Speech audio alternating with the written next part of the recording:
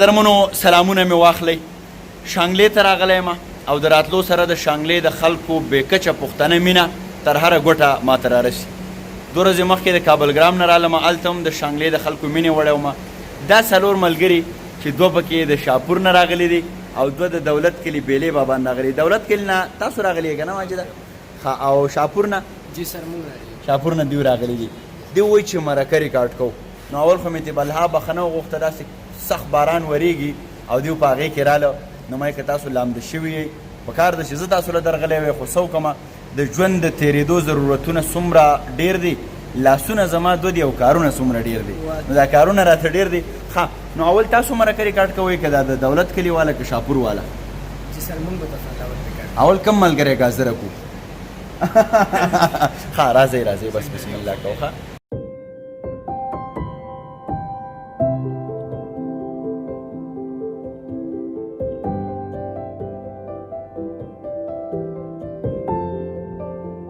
سوچي جانان راځي راځي زما سرتوره یمه موږي چې توان راځي راځي زما سرتوره یمه زما بخمل ګېډۍ ګېډۍ زلفې کې رنګ وویستې زما بخمل ګېډۍ ګېډۍ زلفې کې رنګ وویستې چې عجب خان راځي راځي زما سرتوره یمه.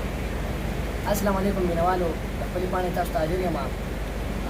زه یم عبید سایل، سلامونه احترامات مې ومنئ. مینوالو نن راسره په پروګرام کې یو داسې مشترک شخصیت ناست دی چې د تعریف کولو محتاج نه دی، خو بیا هم د هغه تعریف چې موږ ونه کړو په خال فال دا به زموږ لپاره ښه نه وي. نو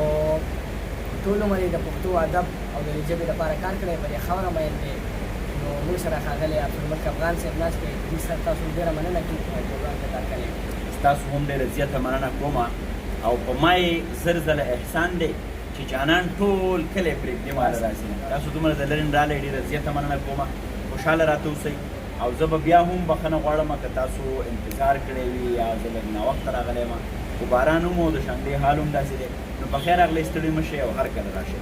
بلکل سره دا خو بس تاسو موږ سره مینه وکړه، موږ هم تاسو سره مینه ورسره د ډېر وخت نه موږ دا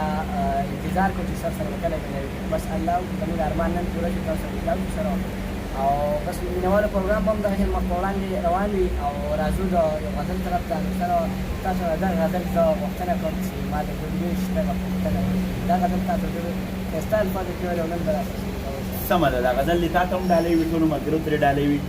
تاسو هم ډېر لوی کار کوئ چې د پښتون وطن د پښتو ادب خدمت کوئ، ګرځئ کوزه په کوزه، چم په چم او دومره لرې تر ما هم راورسېدئ. دغه کلام دی چې ای د کشمیر په غم ککړه یاره درنه هیره کړه بابړه یاره ای د کشمیر په غم ککړه یاره څوک چې ګاندي او باچا خان پیژني څوک چې ګاندي او باچا خان پیژني سوچ کې هم نه کوي جګړه یاره سوچ کې هم نه کوي جګړه یاره درنه هیره کړه بابړه یاره ای د کشمیر په غم ککړه یاره. او دغه شعر دی چې ما د ګلویش دغه پوښتنه وجني ما د ګلویش دغه پوښتنه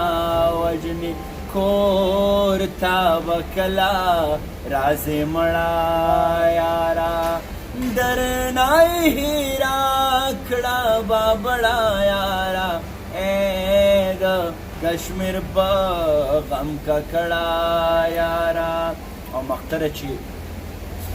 په خپل افغان باندې به خود ویاړمه په خپل افغان باندې به خود ویاړمه ای زما ښکلیا ما نه لوړه یاره درنه هیره کړه بابړه یاره ای د کشمیر په غم ککړه یاره. ډېر زبردست ډېر زبردست. خوشحاله راته اوسئ. بس دا زموږ تاسو سره مینه وه، بیا به موږ تاسو سره ملاویږو سره موږ او بیا هم ټایم راکوئ هر کله راشئ. او بس دا زموږ دغه فرمایش و، دا تاسو پوره کړئ.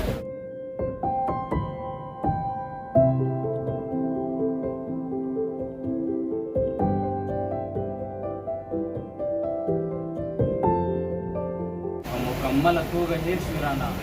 بې وفا پسې کیسې نه کېږي زما قصې ټولې رښتیا رښتیا وي او په رښتیا پسې کیسې نه کېږي السلام علیکم کتونکو ماجد خان یم او یو ځل بیا تاسو سره د خپل فیسبوک پیج او یوټیوب چینل ماجد خان نه نیغ په نیغه یم په دې هیله په دې تمه چې ټول به روغ جوړ یئ د ژوند په ښه شېبو کې به یو ژوند نه به خوندونه اخلئ ژوند ته به تازه یئ دا کوم شعرونه چې ما تاسو ته وویل دا د ډېر محترم افسر افغان لالا دی کوم چې نن موږ سره مرکه کې میلمه دی او دا زه یې خپل استاد ګڼم ما چې ډېر څه زده کړي دي او نور به ترې زده کوم دا زما ډېره لویه خوشبختي ده چې نن راسره دی به مرکه کې ناست دی د دوی چې د خپل قوم او خپل پښتو ادب دپاره کوم خدمات دي هغه نو هغه د چا نه پټه پناه خبره نه ده او موږ په دې ویاړ کوو چې زموږ د شانګلې دی زموږ د خاورې اوسېدونکی دی نو زیات وخت مو نه نیسم زه افسر افغان صاحب له بغیر څه د ځنډ او فن نه افسر افغان صاحب په خپل پروګرام کې درته سره مشر خوشحاله اوسئ ماجد خان ډېره زیاته مننه دې کومه او ته واقعي چې ماجد خان یې ډېر فن یې وکړو ستا د ډېر ښایسته تمهید او بیا زه خوشحالېږم چې زموږ د شانګلې کشران ځوانان د شعر او د ادب په ریاضت کې په ډېر ښه زغل باندې روان دي ډېره ښه منډه کوي او بیا په تېره تېره د لفظونو دا جوړښت دا ترتیب دا ټیک ټاک امانت دی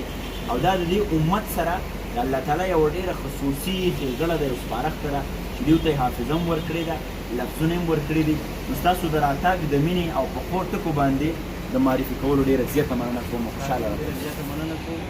افسر افغان صاحب یوه پوښتنه به کومه چې ژوند مو څنګه ډېر ښایسته روان دی شکر دی او اباسین صاحب وایي چې ژوند ته د کوهکن په نظر ګورم څه زړه ستړی کار دی خو بس خوښ مې دی دا چې په دوه قدمه ستړی ته خدای زده چې څه فکرونه وړی ته او ما ځکه وژنې چې زه ژوند کوم تا به څوک څه مړ کړي چې مړی ته او کلام تاسو غوښتنه وکړه نو هغه هم په دغه قافیه کې دی چې روان چې یې تر څنګه ستړی ستړی یې جانانا ته څنګه د بابا د کاروان غړی یې جانانا ہے په سپینو خپو د سپین پانځې شرنګا چې راویښ نه کړي خفا نشي خو ته لکه چې مړی یې جانانا ته څنګه د بابا د کاروان غړی یې جانانا